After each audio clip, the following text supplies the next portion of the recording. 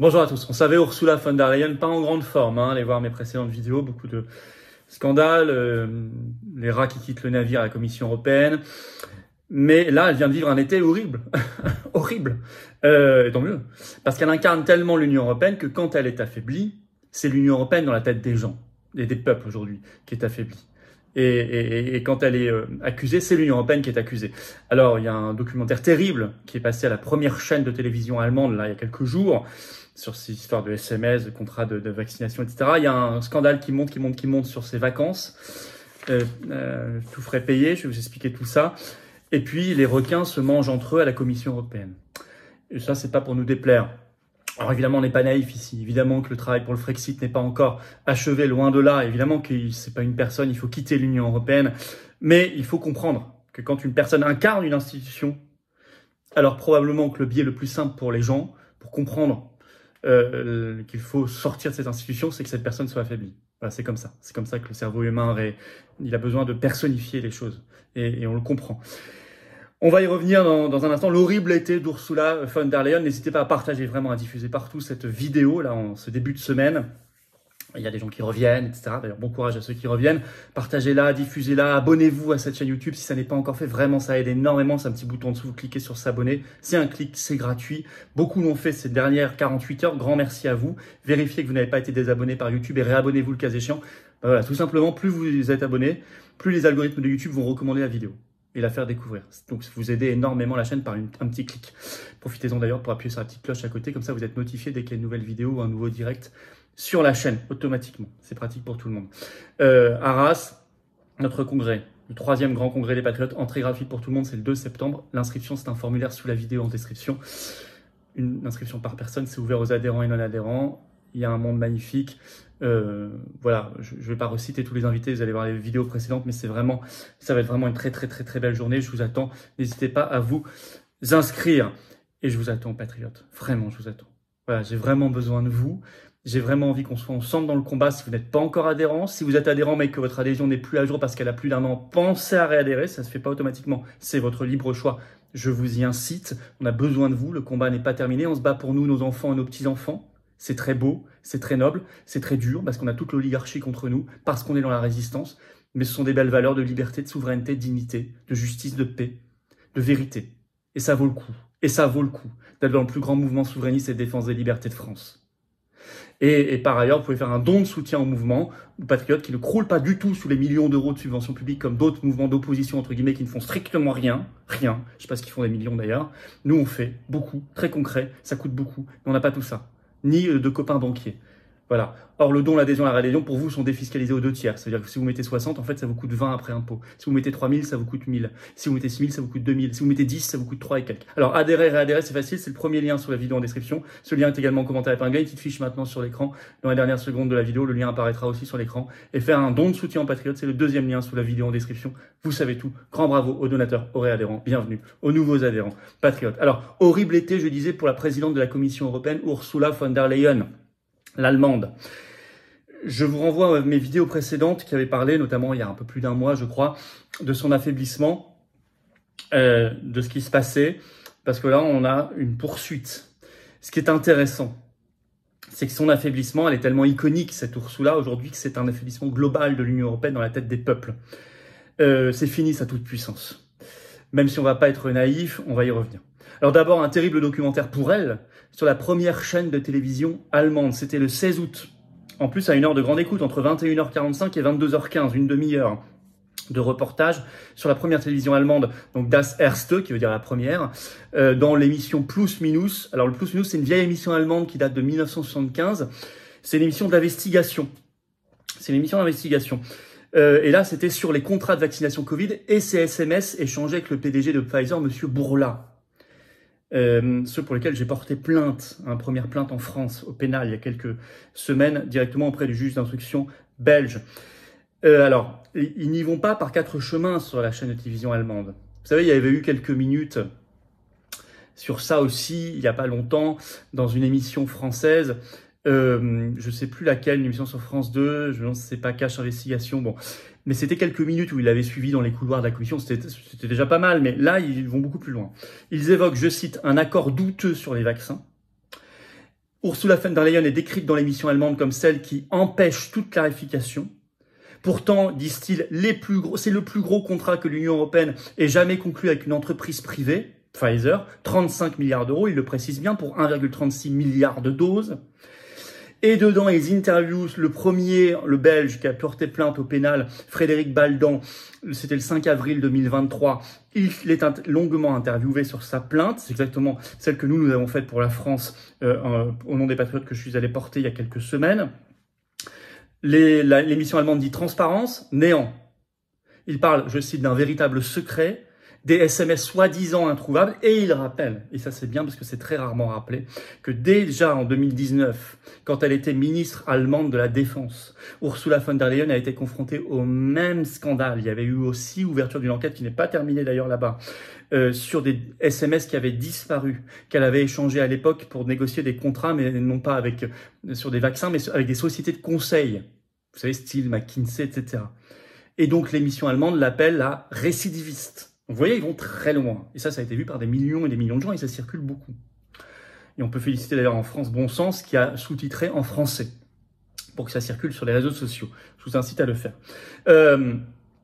Ça, c'est le premier aspect. Je peux vous dire que c'est la secours sous ça, dans son été horrible. Deuxième, le scandale qui monte sur ses vacances. Alors, j'ai regardé. Il y a quasiment une seule presse en France pour l'instant qui n'en parle pas, à mon avis pas encore, parce qu'ils vont être obligés d'en parler, c'est la presse française. Mais, par exemple, le Télégraphe, le 15 août, a fait un article, il y en a beaucoup, il y a de plus en plus d'articles, le titre « Ursula von der Leyen critiquée pour ses vacances en Grèce avec le Premier ministre grec », qui est Kyriakos Mitsotakis. Et elle a été, je cite, avec son mari Aiko, vous savez, celui qui bosse dans l'industrie pharmaceutique, logée et invitée par le Premier ministre grec et sa femme, en Crète, dans son manoir privé. Et pour le média en ligne Bruxelles Signal, qui sort un article sur cela le 16 août, je cite, Ursula von der Leyen est sous le feu des critiques. En effet, une eurodéputée néerlandaise, Sophie in 't Veld, sur X Twitter, le 14 août, a rappelé que ce Premier ministre grec est au cœur actuellement d'une enquête d'un scandale sur, je cite, le scandale de l'espionnage de ses opposants. Aussi sur le meurtre non résolu d'un journaliste d'investigation. Je la cite. À noter en effet, ce Premier ministre grec, qui est au passage un ancien de McKinsey. C'est un ancien de McKinsey. C'est encore écrit dans un article qui est en ligne des Échos, qui date du 8 juillet 2019. Vous voyez, il faut trouver l'information. Et qui parle même de l'héritier d'une dynastie. Ce scandale a éclaté sur les écoutes il y a 1 an, sur de l'espionnage. Le Monde, par exemple, a fait un grand papier le 8 août 2022. Le titre, en Grèce, un scandale d'espionnage secoue le gouvernement Mitsotakis. Un scandale d'État, écrit Le Monde. En effet, le chef du principal parti d'opposition grec a été mis sur écoute d'un logiciel espion Predator, ainsi que plusieurs journalistes. Et je vous dis, il y a ce meurtre non résolu encore aujourd'hui d'un journaliste d'investigation. Donc il y a une grosse et sombre et scabreuse histoire très grave. Et normalement, le problème pour Ursula von der Leyen, c'est que l'Union européenne était censée demander une enquête sur tout cela.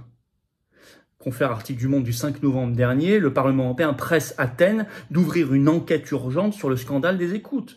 La Commission européenne elle-même a réagi le 29 mars dernier, on le sait par un article d'Euractiv, la Commission européenne condamne le gouvernement grec pour le scandale des logiciels espions.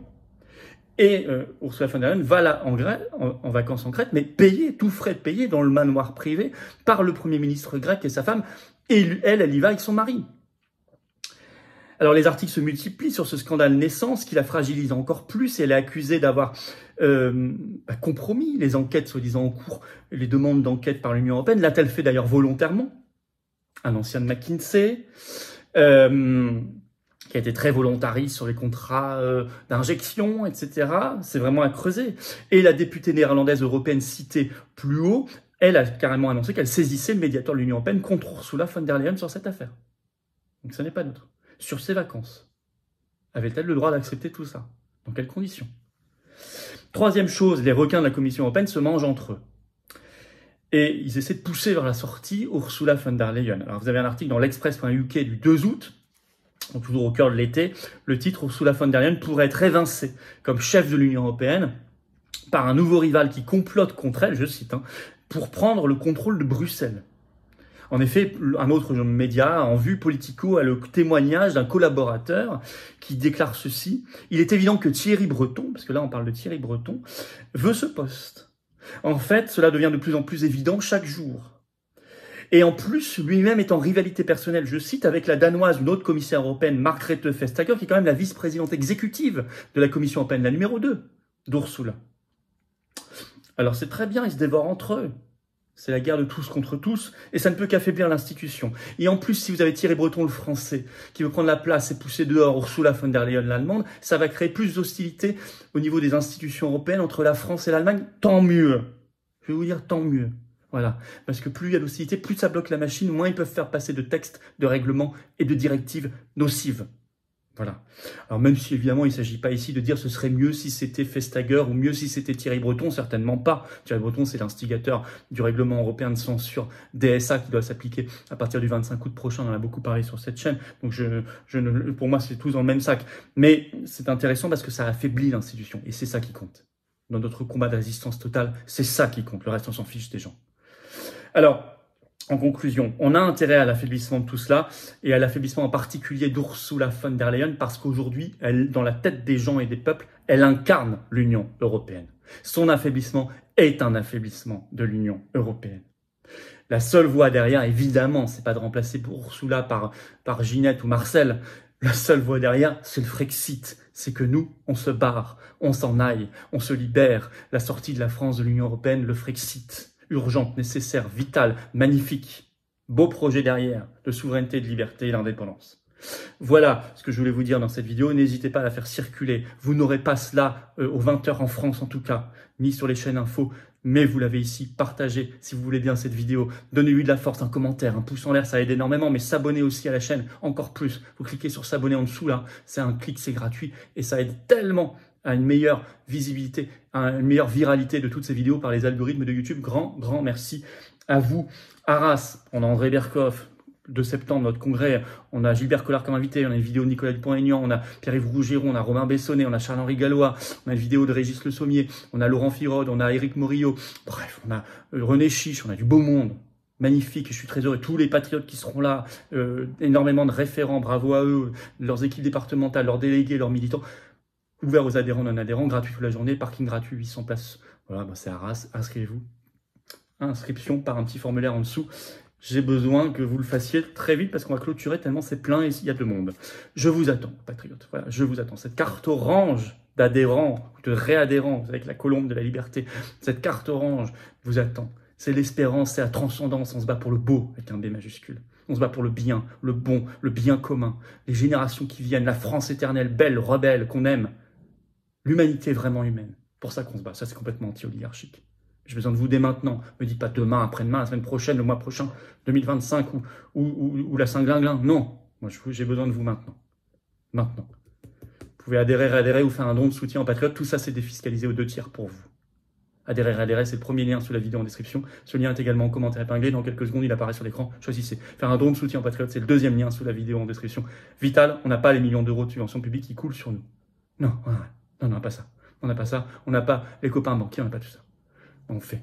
Ça coûte cher. Arras, c'est plusieurs dizaines de milliers d'euros au passage. Bravo aux donateurs, aux réadhérents, bienvenue aux nouveaux adhérents patriotes. Vive la France.